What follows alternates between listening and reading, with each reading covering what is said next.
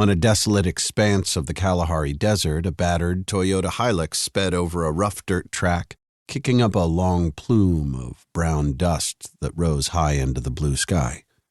At the wheel, Silas bounced in his seat as the pickup jostled over the sandy road. Everywhere he looked, he saw the undulating waste of the desert, flat and sun-baked in its hypnotic shades of red and orange. This land was nearly devoid of life, with only the occasional cluster of camel thorn or hoodia cactus. But up ahead, at the base of a dune, Silas saw a grove of umbrella trees. That meant there could be water there. And water meant game, possibly rhinos and elephants.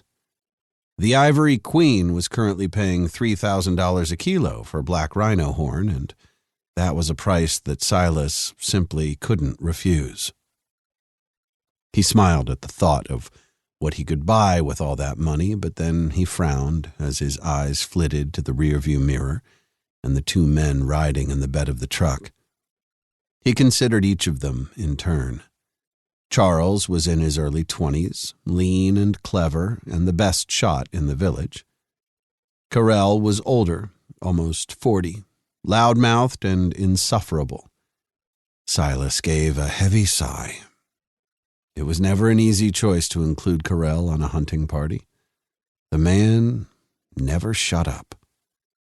Indeed, it was said in the village that the only time he wasn't imparting his wisdom to the unenlightened was when he was asleep.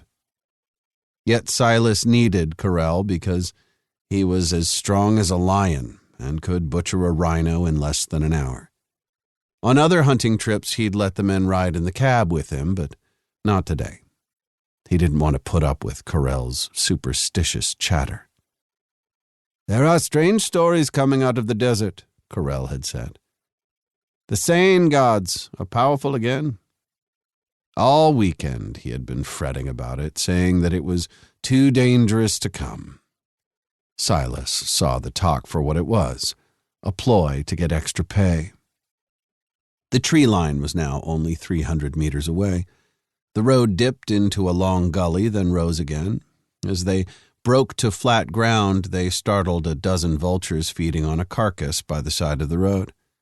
The birds lifted angrily, making guttural squawks. But what caught Silas's eye was a handmade sign by the side of the road.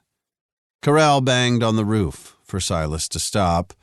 Silas cursed in annoyance, but complied.